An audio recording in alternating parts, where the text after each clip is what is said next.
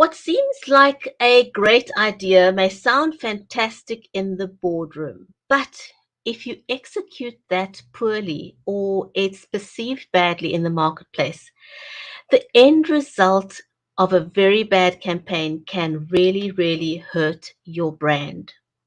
Beyond the Logo with Nancy and Brigetti helps women entrepreneurs and the men who support them transform their marketing and branding. So, to get to grips with why and how a marketing campaign can go wrong, don't go away. We'll be right back and help you how to get out of trouble.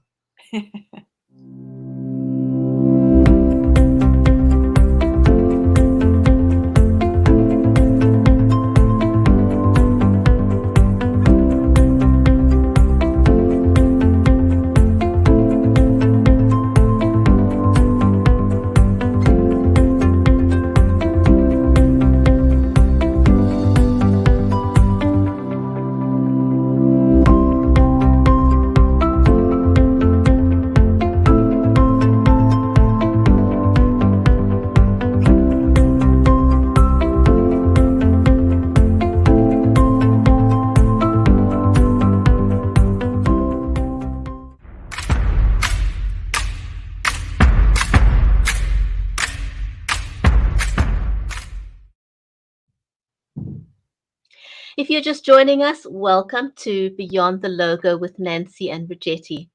I'm your host, Brigetti Limbanda from Cape Town in South Africa, and our live stream is made possible by Lockhart Marketing and Be Live Media. A special warm welcome to you, our viewers, and I'm going to give a shout out to Hamad who's watching us. He's one of our favorite viewers. So Hamad, a warm welcome to you to the show. So whether you have joined us on Amazon Live, please remember to unmute. If you are watching us on Twitter, on Facebook, on YouTube, or if you're joining us on LinkedIn. This is an audience-centric show, so just be aware that we are monitoring the comments. We'd love to give you a shout-out like we did for Hamad. If this is your first time watching us, let us know if that's your first time. My host, Nancy Lockhart, is founder of Lockhart Marketing. She is a #1 best-selling author, and Nancy has worked with some of the most iconic brands such as Target, Kaiser Permanente, Medtronic, and she leverages her knowledge and expertise to help successful women business owners and the men who support them rebrand their businesses and themselves so they can become profitable, successful, and purpose-driven. Book Invisible No More, Invincible Forevermore is a testament to the resiliency of women and demonstrates the power of redefining who you are. More recently, Nancy is also the executive advisor for the University of California, Santa Barbara Customer Experience Program. Also, just so you know, because this show is all about marketing and branding, I use the Logitech Brio camera because I really, really enjoy this camera. I've also used the Logitech C920 and also the C922.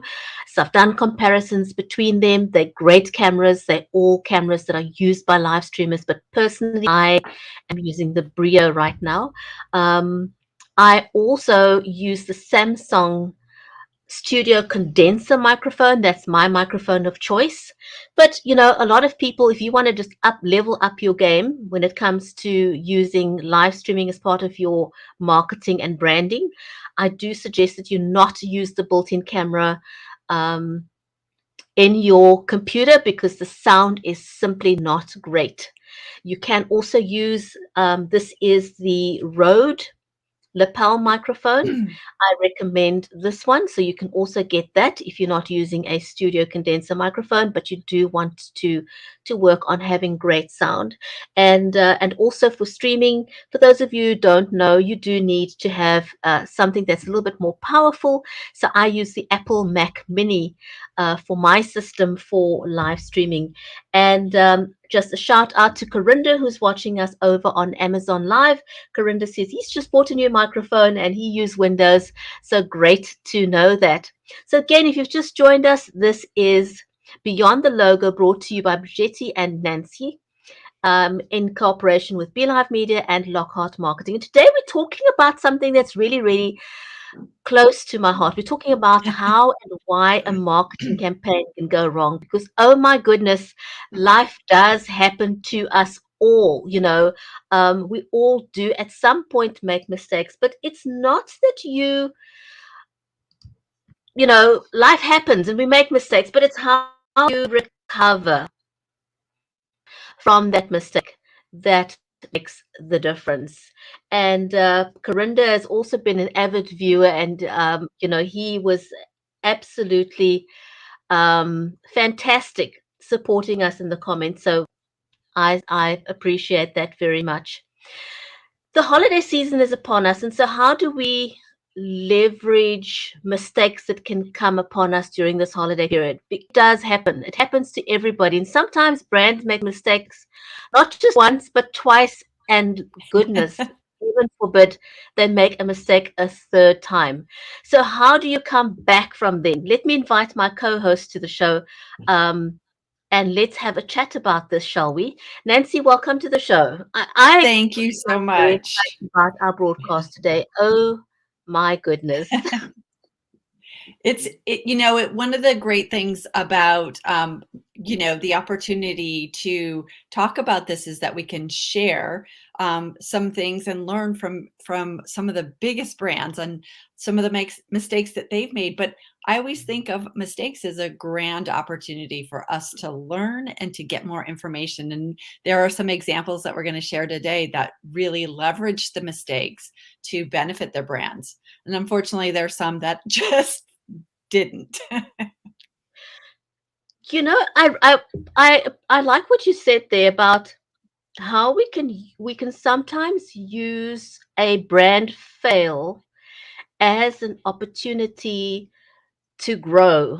But isn't the Yeah. key with that just about how we handle it? Because if we handle it badly, Mhm. we're not going to grow from there, and it can actually be the end of a business if you don't handle that well. Yes. So the key is knowing how to deal with it. And something that I think one needs to highlight is that at some point we will all make a mistake. That's almost a Mm. given.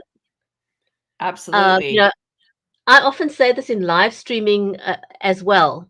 At some point, technology is going to fail, or something's going to fail, and something's going to go wrong. But you need to be prepared for it. I mean, one of the things that often happens in live streaming, for example, you get people into your stream, spammy, or they want to hijack your stream.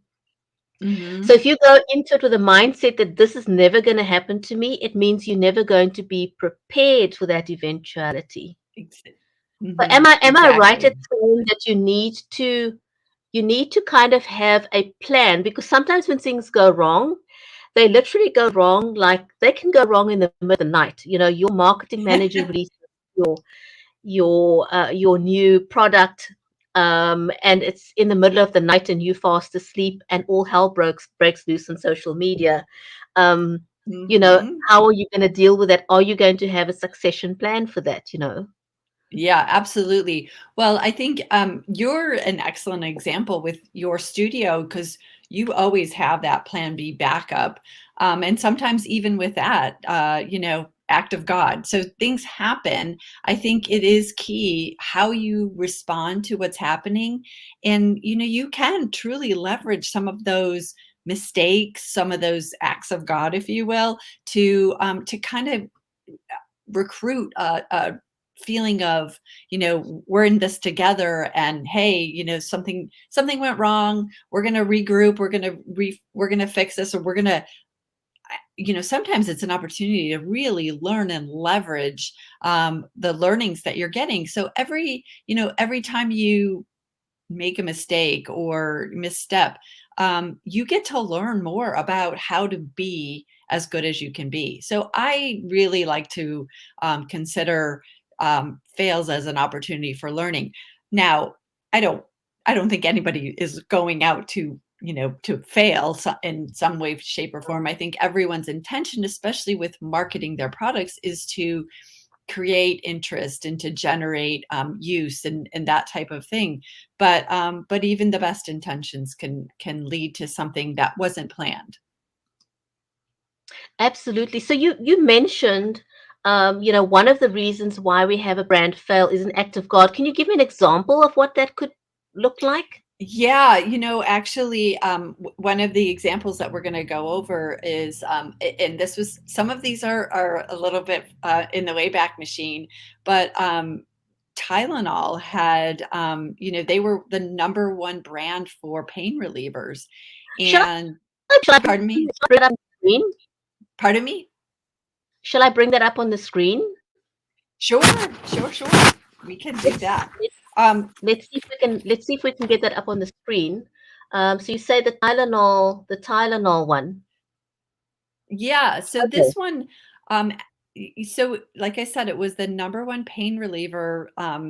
It had the largest amount of market share, and at one point, and actually, this one's near and dear to my heart because in 1982, seven people in the U.S. in the Chicago area, which is where I was born and raised, and actually died from taking Tylenol. And what had happened was someone had sabotaged the company, had laced the pills, had opened the container, laced the pills with cyanide, and put them back on the shelves. Now, the crime was never solved.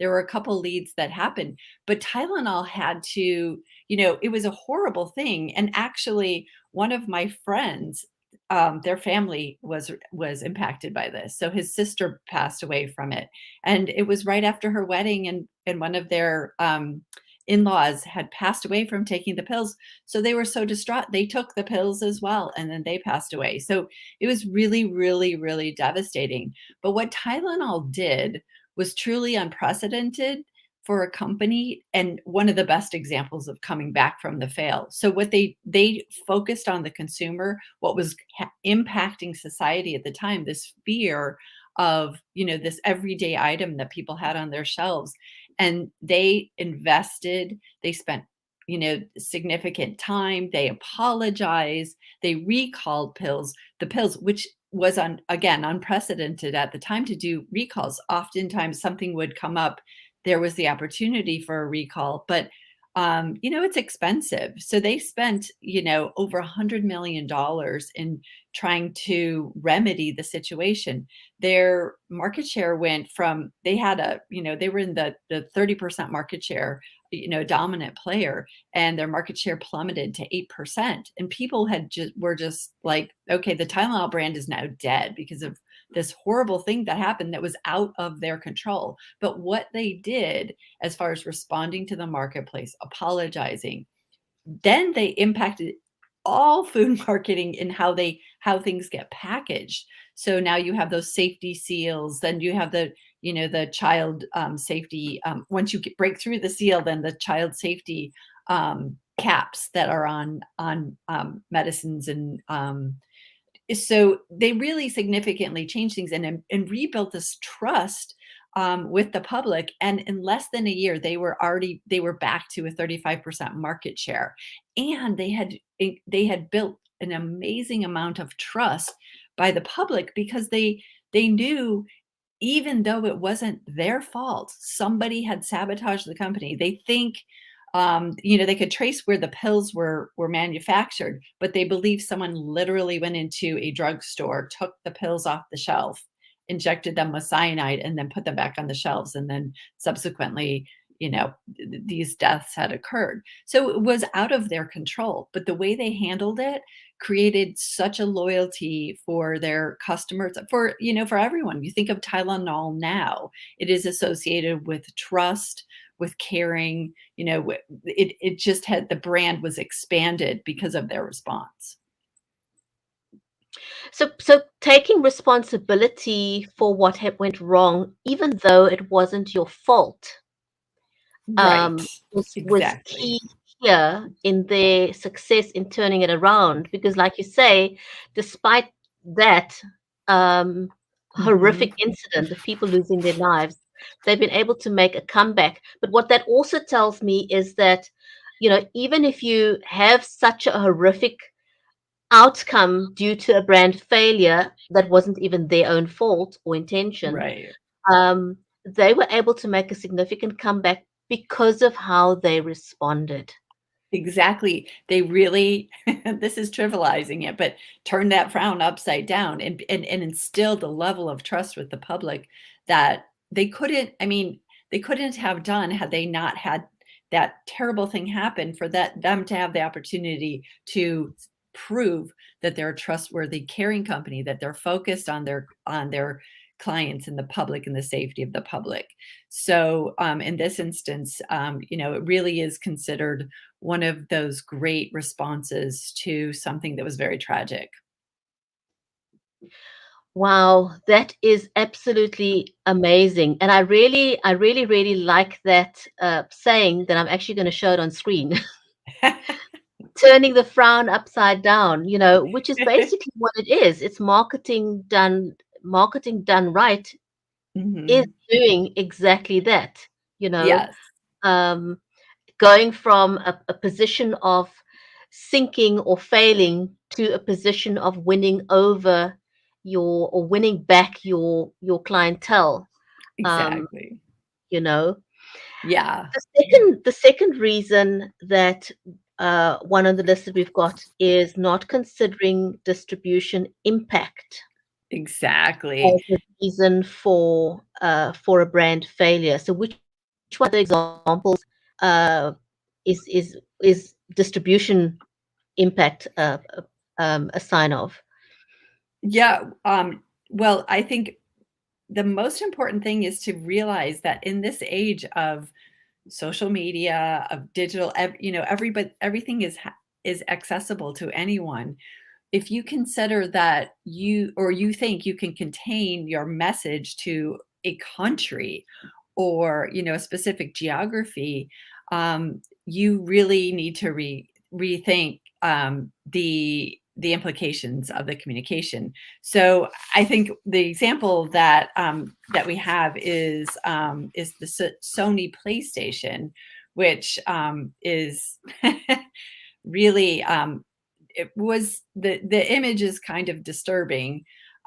You have so Sony was introducing their joystick accessory, and it typically was black, and they were introducing a white version of it.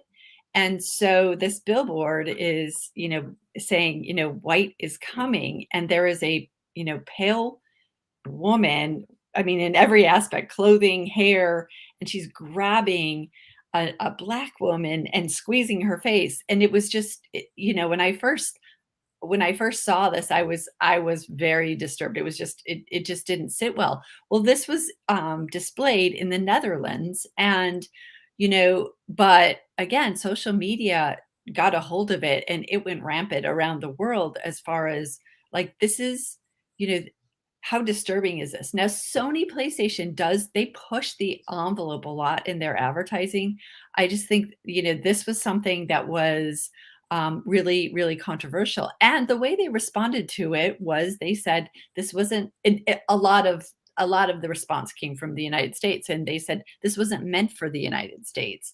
As a way to kind of um, justify that. So there wasn't a lot of taking ownership for that. They ended up pulling the ads, again, saying, we didn't really think about it being any kind of impact in some other countries.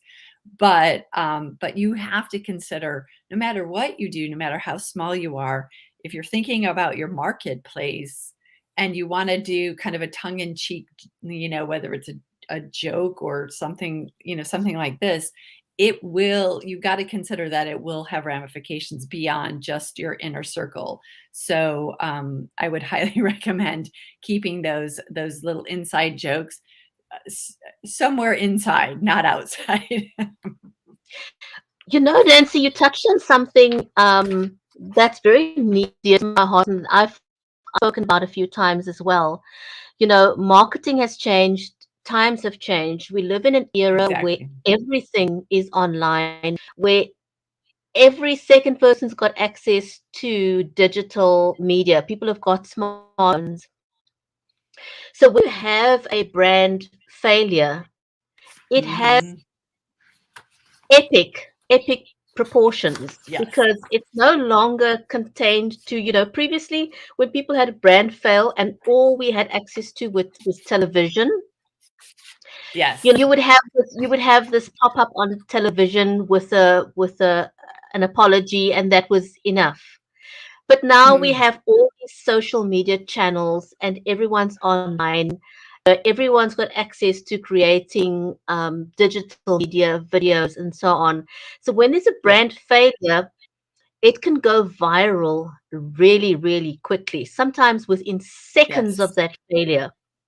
Exactly. Um, Exactly. and people think, well, if I quickly delete my tweet, oh my goodness, it doesn't work that way. Before you've even had time to think about deleting that tweet, someone's Yes. taken a screenshot, Yeah, you know? absolutely, absolutely. And even with some social medias, like my kids, they have Snapchat and that, it disappears, whatever they put on. But you're right, they take screenshot, people take screenshots and it goes viral. So, so it's very, you really, really have to be aware of how much your message can be, put out there. And also understanding, one of the things that we highlight here is also why do fails happen is people aren't considering the social impact of what's going on in the culture and try to demonstrate oh, we get it, we're very woke, we're very aware of the situation, and in a way that can truly trivialize the the situation and then have a backlash onto the brand. And I think we have an example with Pepsi that I think that is two above. Yeah, There we number go. 7. So in 2017, Pepsi, it was right after the United States election, and Donald Trump was elected president in early 2017. There was a lot of conflict. It was a very divisive election, and there were a lot of issues that were at the forefront. Black Lives Matter was emerging, and so our younger generation was really, taking it upon themselves to do demonstrations and to kind of voice their opinions, which is absolutely, wonderful for people to be able to do that peacefully. However, Pepsi decided that they wanted to say, yeah, we get it. And they hired Kendall Jenner, who is a American model, part of the Kardashians, if anyone is familiar with them. And she literally is, they show her coming out of a photo shoot, taking off her jacket, grabbing a Pepsi, and amongst this rioting group of people, there's police, barriers, and she hands the policeman a Pepsi, and all of a sudden everything's okay. And so it was like, oh, if we only knew all it took was Pepsi to make everything better. And obviously that's not the case. Yeah. There was again on trivia on social media, um, Dr. Martin Luther King's daughter took a picture of her father, you know, having a confrontation with the police, and she wrote, "If only my dad had a Coke, or sorry, had a Pepsi. Sorry, Coke. We got Coke in here too." But it really makes it just is something where you have to be aware again of the ramifications of the action of that. They did apologize, but I think what happened is they didn't truly take full responsibility for that. I think they kind of went in the corner and were like, "Oops, that was a mistake." But I And think that's just not people. good enough, just No, that it's kind really of not. blasé response is not okay. It wasn't okay, and I think in just simply saying it was interesting because they were really, really sensitive to apologizing to Kendall Jenner, the model that had done it, more so almost than to the public itself, which I think also felt very disingenuous as far as, being just taking responsibility. And, maybe they could have done some significant efforts as far as, contributing to social causes, or to demonstrating, you know, it's not just a Pepsi. It really is something that Pepsi wants to support, or wants to make people aware of, or raise awareness about. They had an opportunity, I believe, to say we're sorry, and then here's what we're doing about it, and we recognize the immensity of this particular situation. So, I think that was kind of a missed opportunity for them. Yeah, it's crazy how, you've got to be incredibly sensitive how you respond, because there are so many people online. Hmm. I often have a giggle when people say, oh, we're doing a late night show. And I'm like, do you realize that this is not just, your audience is not just limited to the US or to the UK? Anything Exactly. online has a global audience. So if you're thinking this is a late night show and okay because the children are asleep, it doesn't work that way in the No. interwebs.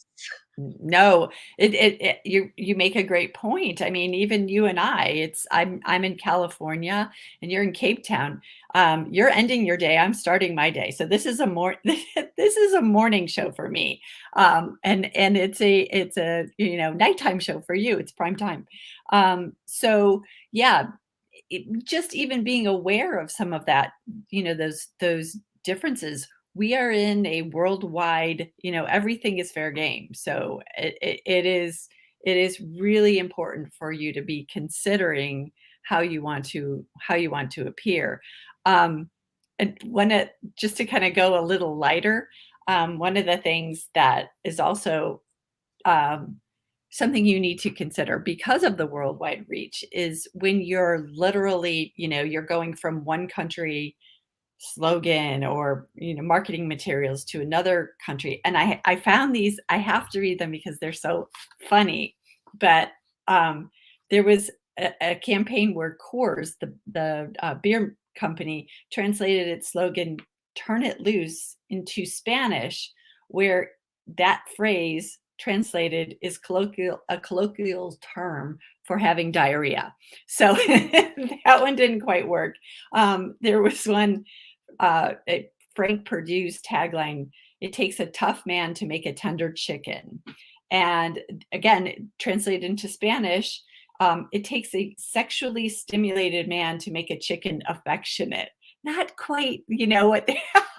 No, you just kind of have to laugh at some of these without, it's again not being aware of how is this really translating. The words might make, I guess, some sense, but um, there was one, Parker Pen, when expanding into Mexico, mistranslated "it won't leak in your pocket and embarrass you" into "it won't leak in your pocket and make you pregnant." So there are some pretty interesting little translations that I found, and I thought it would be kind of fun to lighten some up, because some of this stuff is pretty heavy. But really, it is important. Interesting. Oh my Yeah, goodness. you don't really understand if you're not, you know, using, in just translation, a native speaker of the language, to really call, to say, hey, this this isn't what you think it means. So being aware of what you're putting out there, and the audience that you're talking to. Again, it's going to go global, so depending on how what you're translating, you may think it's very clear, but sometimes some of those mistakes can happen. Well, that speaks to one of the other reasons that we've got listed, which is considering how global we are and being aware of culture and Exactly. language. I think that kind of Exactly. speaks to that.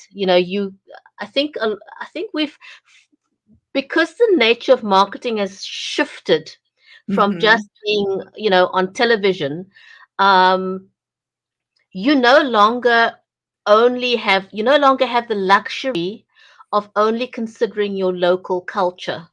You Exactly. have to now think globally and consider cultures outside of your immediate circle, Hmm. because what may be okay in your one location may be highly offensive somewhere else. Doesn't Exactly. that kind of add a new dynamic to the challenge of marketing these days? Absolutely it does. And I think again, you can if you're thinking globally about the messaging that you're putting forward, it's really, you do have to kind of think, oh, especially with messaging, to make sure that your translation services aren't, a machine translating, that it's literally someone who's a native speaker that can help you with that. Because you know uh, translation, even learning a language, it you think you're saying the right thing, but it's um one word doesn't mean the same literally translated. So, it is something again where you have the opportunity to kind of own your mistake and then reapproach the marketplace with saying, hey, we've learned that we made a mistake. Now, some of those were on a smaller scale, obviously, than some of the examples that we're talking about, but still, it makes the brand look foolish, and it makes the brand look like they don't care about the marketplace that they're in, because these particular translations were going into the markets where they were misinterpreted. A lot of, Mexico and Spanish. I have a bunch other examples, but I just thought I'd share a few on the podcast just to kind of give you guys an example of how, it may not be that intense as a translation mishap, but still you want to make sure that you're just being aware of what you're putting out there and what you're saying. I really like what you're saying in terms of making sure that you don't use Google Translate for your marketing campaign. Yes. Yes. That's, no offense to Google, but, Google isn't, machine learning. It's not sensitive to actual people, and making sure that the translations are are good enough, or understood. There's no chance of it being misunderstood in another native language. So, Exactly. being sensitive. So, what are one of the examples we can use where that turned out to be a failure? I'm sorry, what was the question? What are one of the examples that we've got um, on our list here that is an example of where people are not sensitive to culture or language?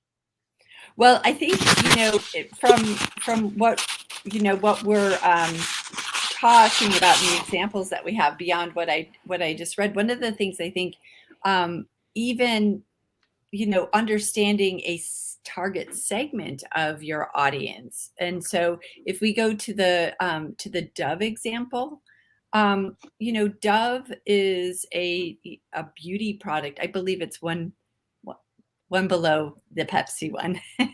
There we go. Yeah.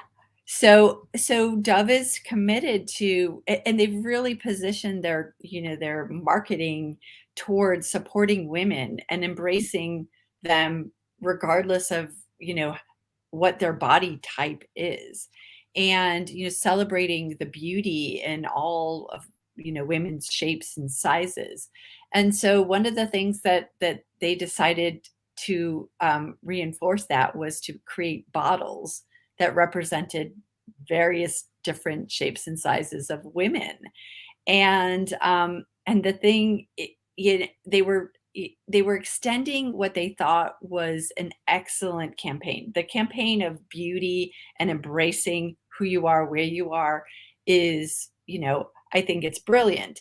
However, going one step too far and having a woman particularly using these are body washes. So consider going into the shower and having to look at something that may represent your body or maybe your ideal, but while you're bare naked in the shower, was really something that was it.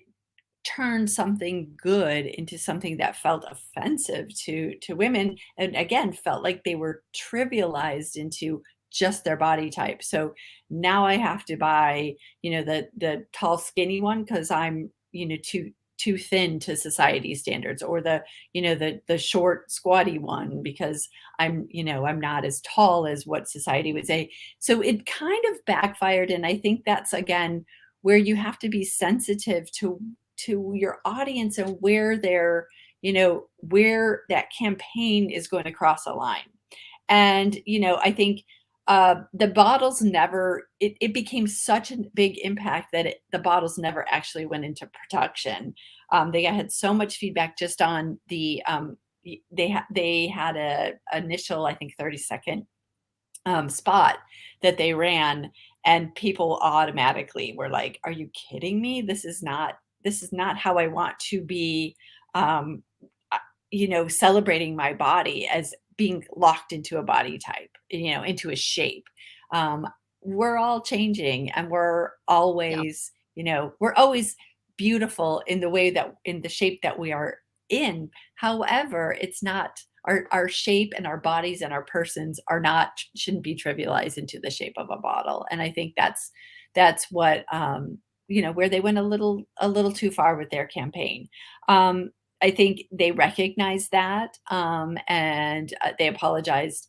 But thank God these bottles, where they might have been a clever campaign idea in the boardroom, like you said, Brigetti, it really wasn't something that was going to reinforce their brand and their brand message in a way that they wanted to.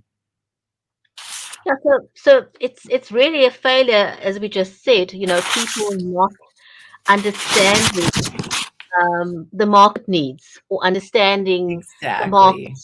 properly, and how people perceive what they, how brands throw information at them. Um, Exactly. Yeah. Nobody wants to be locked into some. We look at, and women are sensitive. We look at ourselves in a certain way. Yes. It's personal, it's private, and we don't want somebody judging us by the way we look. Yeah. Um, Right. and so for Right. any marketing campaign to kind of target that would be a gross misstep, as Dove learnt from this experience. You know, Exactly. Yeah. Yeah. just a Definitely. question though, since we've got the technology these days, and because we are global, we're on the internet. Um, as a marketing expert, do you think that one should possibly look at, you know, I mean, we can do everything these days with augmented reality, is instead of going into full production with something, why not just create a sample and then have, say to people, look, this is what we're thinking. What do you think? Yeah. Before you actually Yeah. go full steam production. Well, you're right. That's, first of all, engaging market research, both qualitative and quantitative market research is really important. I think sometimes the misstep with some of these campaigns, and I think this happened with Dove, is that they assumed that their message, which is embracing women in all shapes and sizes and embracing their beauty where they're at, was so powerful and so resonant with women, that they almost went to a place where they're like, well, we know the message works, so let's try to, let's reinforce it without. Now, I don't know if they did any kind of market testing on these bottles, other than just putting out the the campaign to announce the shapes of the bottles. But oftentimes, sometimes it can be expensive, which is, a penny wise, pound foolish, right? Where you're trying to, explore some new ways of expressing your brand message. Because when you're, behind closed doors in a boardroom, oftentimes you may consider something to be a great idea. But it falls flat with your target. And actually, I think we have one of the original examples of brand fail is the Ford Edsel. I think it's up. And this is really where I think it's page 4. It really demonstrates how a company has the opportunity to do the market research and to consider what their target wants. In this situation, which was, I think in 1957, the Edsel came out. First of all, their whole idea for coming up with this car was a behind the scenes business decision. So they had GM and Chrysler. Ford was the market leader. GM and Chrysler were hot on their heels. They had come out with a mid offering, a mid price offering, and they had several versions of that mid priced offering. And so Ford was like, we need to increase sales. We need to upsell our products. So what can we do? Let's put an automobile out there that's big, that's fancy looking, with some bells and whistles that we think will be really important to the public. We can market it. It turned out that the actual marketplace was looking for something that was smaller but was more economical. Even back then, gas mileage and the fuel efficiency was really important instead of this very large, big car.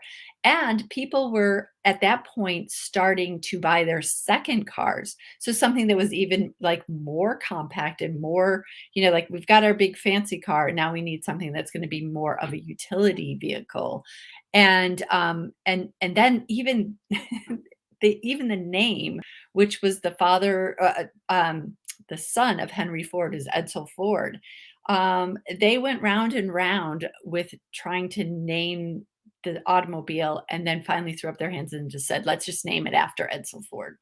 Which, poor Edsel, because this really was one of the most original market fails, because the Edsel came out, people whatever the improvements that they had incorporated were not considered something that people felt value for or was necessary at the time.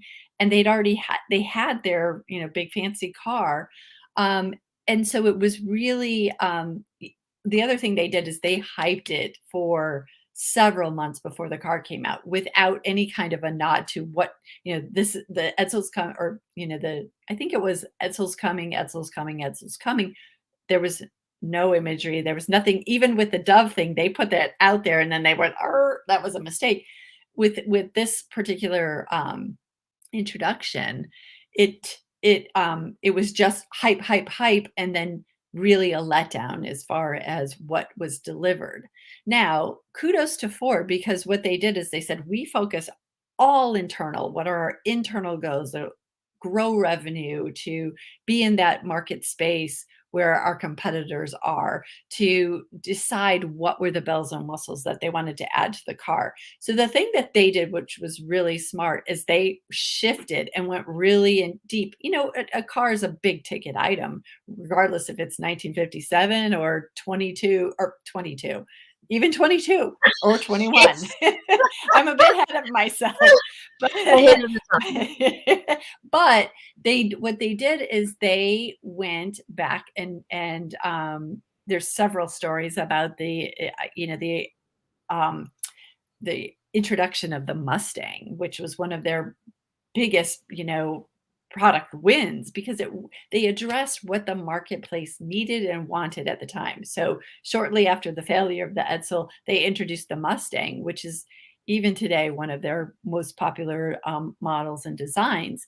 But because they went back to their target audience or their projected target audience and built a car around the needs and wants. Now, you can say, Henry Ford is famous for saying, if you ask people, like before the car was invented, if you ask people, what they could do to improve getting around. They'd say, get a faster horse, right? They didn't know of the automobile.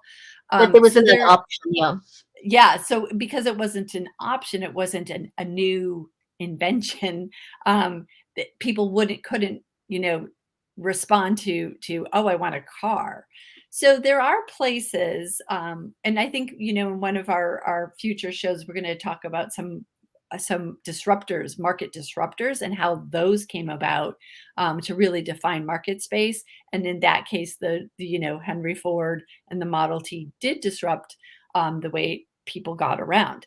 In this instance, they weren't reinventing something. They weren't redefining how we do stuff. They were making a different model of that Mm. version. And without, really going back out to their public and paying attention to what they wanted, or even paying attention to the culture of what was going on, often, it kind of reminds us of what happened with Pepsi. What's happening? You had these, you know, children, coming from, World War II, very conservative. It was like, if we're going to get a second car, it has to be something economical, and that mindset was kind of dismissed when they introduced the Edsel. Plus, it wasn't reliable. I mean, it was a really poorly made, automobile. So it was kind of destined to fail before it ever hit the showroom. But I do applaud Ford for, retooling, rethinking, and learning from their mistakes in order to, develop an automobile that really resonated with their audience, and kind of redefined it again, a market niche for the automobile. So, an interesting case study, if you will, that often gets, talked about in your, marketing, classes in university as something that, they could have easily remedied with that. So, Yep, there's so many, and it's oftentimes it's mistakes aren't always intended, no, or they're not intentionally done to hurt a particular segment of the market. It's often just oversight, and that kind of leads into another one of the reasons why we have marketing fails, and that's not proofing your work. exactly. Yeah. Well, I think Um, in all of our, in the examples, well, not all of them, most of them, if you're not careful and paying attention to detail, and making an assumption about a marketplace, whether it be a misspelling or it be a translation, or not, kind of not checking in with your audience, doing some market research. So that's a broad, it can be very minute, but either way, it impacts the perception of your brand. So how you do that, and you know what? Oftentimes, and I am guilty of this, I will put something together and look it over, look it over, look it over, look it over, and not ask some fresh eyes to look it over. And then as soon as I'm about to present it or share it with someone, it goes out, and then I'm like, oh my God, there's a misspelling. It's human error, but it is important for you, with your communications, to have a second pair of eyes to review it and to make sure you're not just overlooking some mistakes, whether it be it's a small thin or line. large. Pardon me? To me, that's such a thin line to Yeah, walk, because a lot of people will say, talking about your website, because your website is always part of your marketing strategy or marketing plan. If you're a big company, part of your plan of releasing a new product is going to be your website is going to be your main go-to absolutely. place. And some people will sort of say, well, to get the information out there, to get it market quickly is more important than crossing the T's and dotting the I's. Yeah. Yeah, that's a great point, because there is the failure of, you could constantly be perfecting a website or collateral piece, or a presentation, at the fault of missing the ability to be able to communicate at an appropriate time.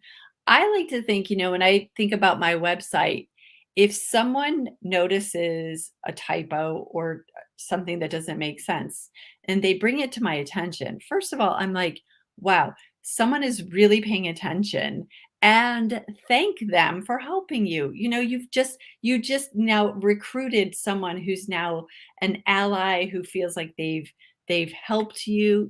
Anyone who's helping someone, when you do that and you acknowledge it and not, be ashamed of it, you're recruiting more and more advocates and more fans and more clients ultimately. So I do think what you're saying, Brigetti, is absolutely right. You can get paralyzed in that it's got to be perfect, it's got to be perfect, it's got to be perfect, um, without ever getting the communication out, without getting your website up and out, but if you can relax into the, like, okay, we're all human beings. We're going to do what we can to put out the information that we think is necessary, and we'll build our business, enhance our business, and ultimately, help provide some kind of help, some kind of unique offering to our audiences and ultimately our targets. Um, and then recognize, if you make a mistake, the thing is to just own it, to be like, oh my gosh, I made the mistake. I did something that was a misstep, or or an oversight. I think we have uh, the new Coke example, and I think this is an excellent example of, you know, I'm not sure what I think. Oh, it's no. I'm looking at which page it is, but it might be one up. Oh no, maybe not. Nope. Anyway, One. I don't know. Where did I go? Well, I don't see it on there right now, but I'm going to talk about it.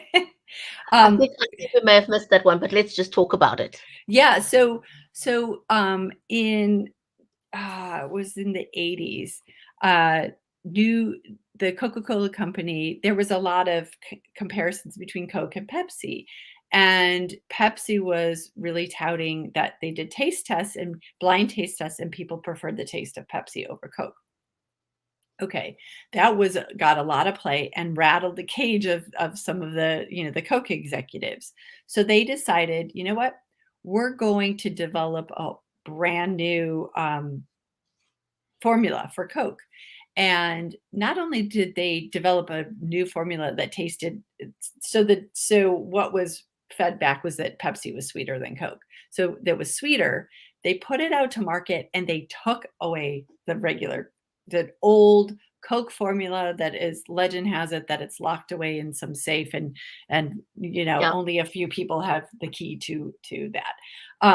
And what happened was an immense backlash. There was hoarding of the old formula, the classic Coke formula. They literally took it off the shelves. So there was protests and demonstrations about Coca-Cola, That was that old crazy. formula. It That was was crazy. outrageous. But you know what was kudos to the Coke executives. Quickly, they said, okay, we're going to bring back classic Coke, and we're going to have the new Coke and the classic Coke. But what they realized is, despite a taste test, something that's, very tangible, you can say, oh, they like this better, they like this better.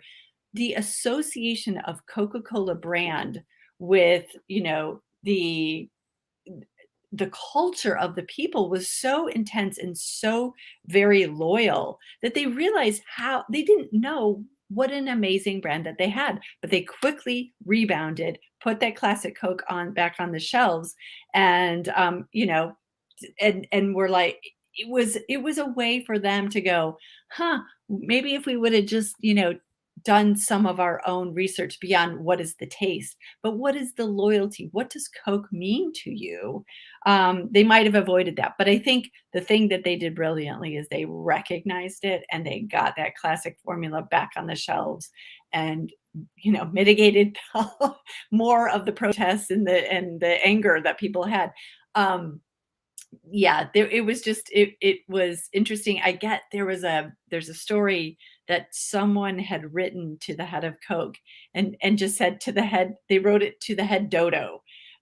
Um, and the CEO at the time said, I was not really that surprised that they had termed it that way. He's like, the surprise was that it got delivered to me.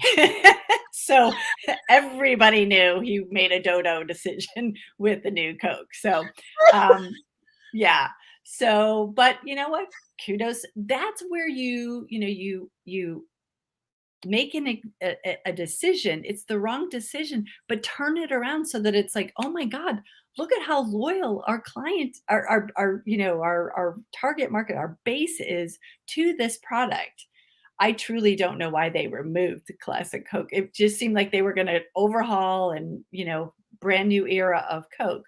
But they did right, and they learned something very, very valuable about their brand and how important it is to people. And I think even in some respects to Pepsi too, because it was like they're sort of in the main competitors, but the whole idea of that competition was something that was also kind of a cultural fun thing for people. Like, I'm a Pepsi and I'm a Coke, and all that stuff. So that's a fun one that I like to to share when talking about fails and the recovery from those fails. And I think you have fails that are sometimes of our own, lack of insight or lack of planning or lack of outreach.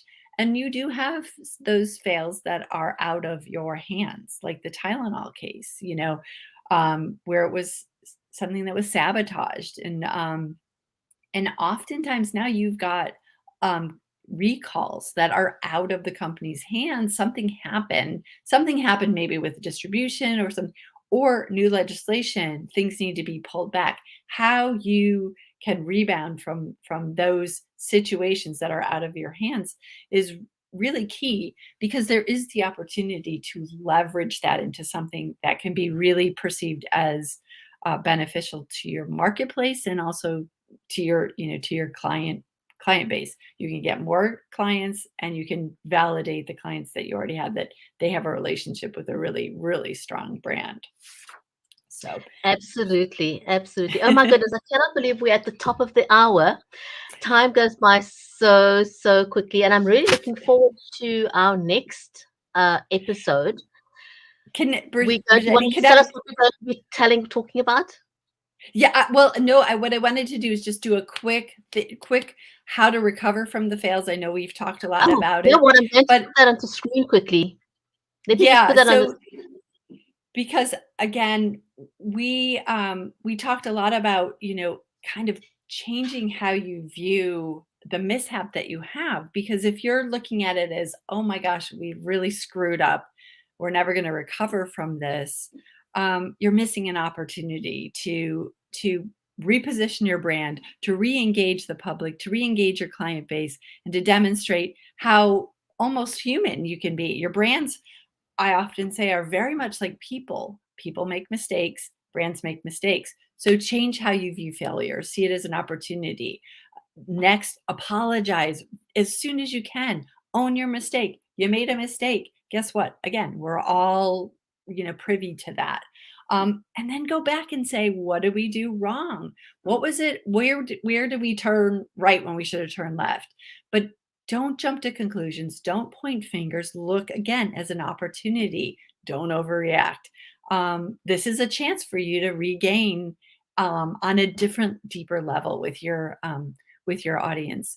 Then you plan your new strategy and go out there and move forward and exceed people's expectations. Think about how Tylenol went above and beyond to make sure that the public safety was there. So I just wanted to kind of say there's hope.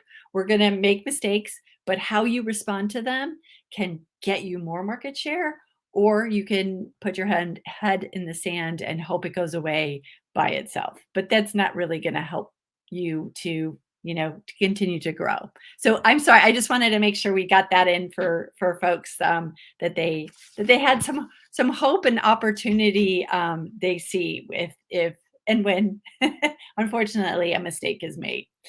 But next time, do you want me to go into our next show? Yes, please do. I'm very excited about that. And thank you for that, just doing this sort of summarizing how to come back from a market fail, because it's not the actual market fail that's the big thing. It's as you said, it's how you respond to what went Exactly. wrong that's going to either gain market share for your brand or lose market share. Exactly, exactly. And as a, as a show, we want to be able to provide tell some funny stories, but also provide some solutions that will get you and your business ahead of if something happens, how you can recover. And you certainly can. You certainly can look at it as an opportunity to grow. So next time we're going to talk about in I think in our first show we talked a little bit about having partnerships, and as we go into the holiday season, leveraging some of those partnerships for new offerings. And I think one of the things that people sometimes are confused about is like, how do you determine who you should partner with and how do you communicate that partnership? So in our next show, we're going to talk about what is a marketing term called co-branding, and some of the the ways that you can determine what would be the right fit for your organization, and also how to bring that partnership to market in the best way, effectively reinforcing the communication that you want to bring with that partnership forward. So, and we'll of course show some examples of some great partnerships and maybe one or two little ones that we can learn from. Yeah, and just how to evaluate what's a good fit for your business, or not. Exactly. Again, just Hmm. doing your homework and being strategic about Yes, what you do. But I was just thinking as you were talking, recovering, how you can actually learn from the experience and fail forward. that's great. You That's know, excellent. I love that. Yep. Fail forward. Great term. Great term. fail forward. Anyway, with that, I think I want to just say a huge big thank you to everyone who's joined us today. And we look forward to Yes. seeing you on the next show. Stay safe, everyone, and thank you for joining us today.